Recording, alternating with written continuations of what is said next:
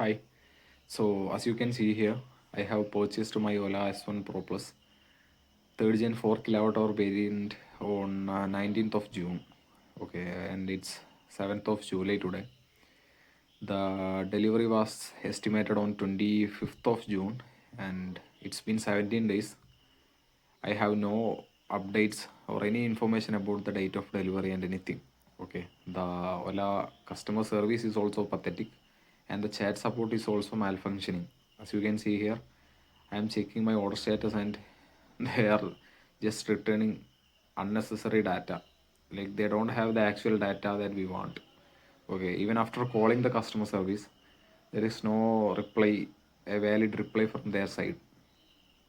They are repeatedly being asked the questions and they are not replying for any of the questions. Okay, even after sending a couple of mails, there is no reply. So just think this and take a good decision before buying a Nola. We all just look into the features it offers, but this is the pathetic side of Ola. Okay.